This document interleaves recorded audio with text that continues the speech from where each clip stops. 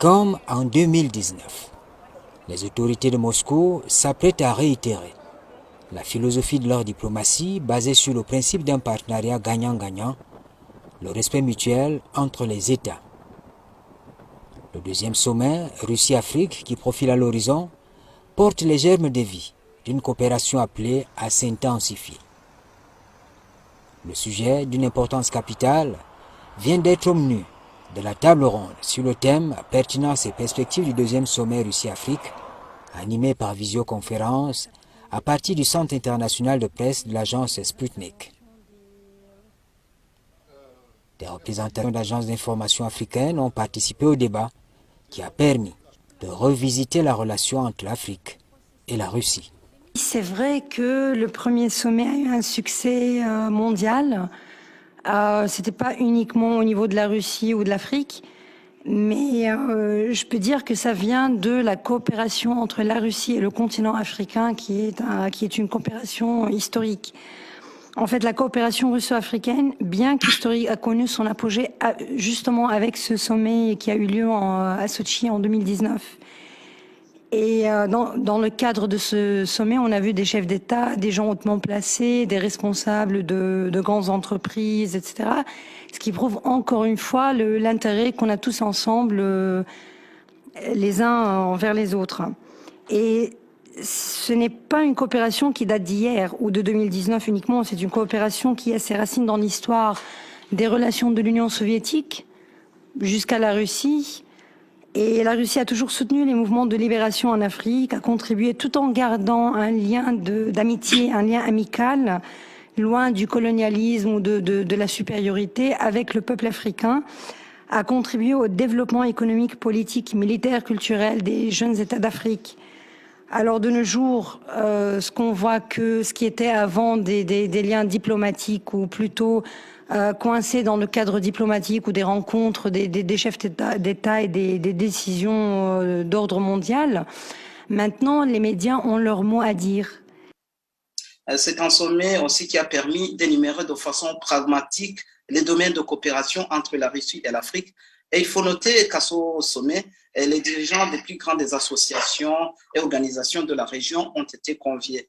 Le sommet a séduit beaucoup de chefs d'État africains car la Russie a réitéré sa philosophie de la diplomatie, la philosophie de sa diplomatie en Afrique, notamment qui est basée sur le principe du gagnant-gagnant, une coopération basée sur le respect mutuel, mais aussi, à cette occasion aussi, on se souvient que beaucoup de contrats ont été signés allant de l'éducation, l'agriculture, l'énergie, l'industrie, voire même le nucléaire, et j'en passe. La ligne est suivie par la Fédération de Russie étant des solutions africaines aux problèmes africains. Et ça, c'est très important. En effet, la Russie et l'Afrique, ils suivent un idéal commun, celui de permettre à l'Afrique d'atteindre ses objectifs pour le développement. La Russie, membre du BRICS, comprend très bien ce que veut l'Afrique, et l'Afrique n'est pas du tout gênée quand elle traite avec la Russie. C'est ainsi, par exemple, que beaucoup de pays sollicitent un appui russe au Conseil de sécurité des Nations Unies quand ils sentent leur indépendance menacée, et la Russie a toujours manifesté un soutien indéfectible.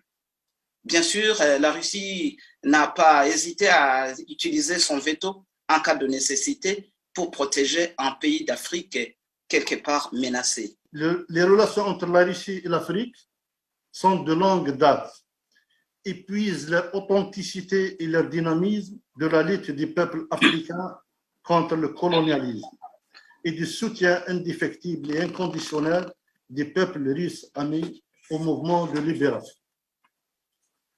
Mon pays, l'Algérie, qui entretient avec la Russie des relations historiques, a contribué à mettre en place un réseau solide de liens dans divers domaines, à l'instar des échanges et de la coopération médiatique. La dimension humaine dans la relation entre l'Afrique et la Russie constitue à l'évidence une base précieuse pour la consolidation aujourd'hui d'une relation solide sur tous les plans et pour le renouveau de leur coopération sur le plan médiatique, bien sûr. Pour les hommes et femmes des médias du Bénin et du Gabon, le sommet 2022 est une belle occasion à saisir. Il faut déjà s'intéresser au contexte dans lequel ce sommet se tient. Donc, c'est un contexte d'une Afrique en mouvement. Le sommet Afrique-Russie ouvre donc une perspective qui est celle d'un multilatéralisme dans lequel les pays africains doivent aller de plein pied. Alors pour nous, la Russie et l'Afrique, la Russie et le Bénin, c'est un sphinx qui ne se voit pas en tant que tel, qui ne se connaît pas en tant que tel et qui ne se reconnaît pas en tant que tel. Et pourtant, il le faut. Il le faut pour ne pas s'autodétruire, mais bien sûr pour s'équilibrer et unifier les forces. Si jusqu'à ce jour, la relation entre les deux pays, c'est-à-dire le Bénin et la Russie, est demeurée beaucoup plus militaire et culturelle, formation des cadres, loin d'incriminer le développement d'une telle relation, nous pensons qu'il faut s'y attarder pour se convaincre de la place de la culture dans tout développement. Qu'est-ce que la culture? Qu'est-ce que le développement? Qu'est-ce qu'un média et où sont les médias des deux pays? Au centre de toutes les sphères et en interaction avec toutes les autres sphères, les médias demeurent avant tout l'expression de la culture. C'est grâce aux médias que s'assure le transfert du savoir. C'est encore grâce aux médias que le relationnel se construit. Voilà ce que nous devons construire, voilà ce que nous avons à créer et voilà ce qu'il y a à bâtir. Ainsi pour nous, le partenariat doit être gagnant-gagnant pour une coopération tangible, fiable et constructive. La coopération entre les Seychelles d'une part et le Burundi d'autre part est bien tangible. La République fédérale de Russie a déjà gagné la confiance du continent et sa présence, elle se fait sentir et son soutien va même au-delà de simples promesses et a déjà abouti à beaucoup de réalisations concrètes qui s'étendent aux domaines les plus variés. Au Burundi, par exemple, c'est notre pays, la Russie a joué un rôle très important aux Nations Unies et a affiché un soutien sans relâche envers ce pays, avec des relations de longue date dans la crise de 2015, quand le Burundi était confronté à une insurrection dans l'actuelle capitale économique de Bujumbura et faisait face aux sanctions internationales. La Russie coopère avec le Burundi dans des domaines variés comme l'éducation, la santé, l'énergie et d'autres. C'est l'un des exemples éloquents. Pour nous, petit pays de l'océan Indien, la Russie joue actuellement un rôle extrêmement important dans le développement économique du pays, surtout en cette période du Covid. Il faut savoir, je crois que vous le savez tous, que le premier pilier de l'économie séchelloise, c'est le tourisme suivi de la pêche.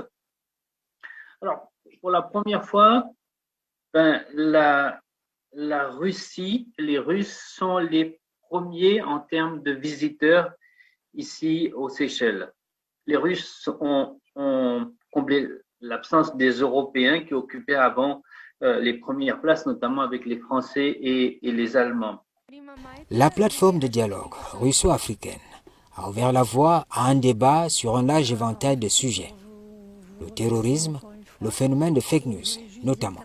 La question des fake news est très importante et lutter contre les fake news, ça serait effectivement intéressant de créer un réseau de médias africains et russes pour lutter contre ces fake news dans le cadre, par exemple, d'une démarche de fact-checking pour essayer de lutter, mais vraiment concrètement contre ce phénomène.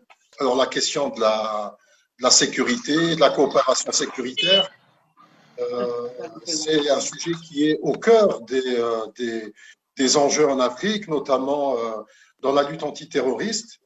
Et c'est vrai que dans certains pays, il y a une forme de monopole de cette lutte antiterroriste par d'autres puissances. Et pourquoi est-ce que la Russie, par exemple, ne participerait pas à cette lutte? Le rôle des médias dans la phase préparatoire du prochain sommet Russie-Afrique est indéniable. Les médias sont un acteur déterminant dans le développement des liens entre les pays. À mon avis, les médias russes auraient beaucoup à apporter à ceux africains et vice-versa. Parce qu'on est loin d'avoir une histoire conflictuelle avec le continent et avec nos collègues africains.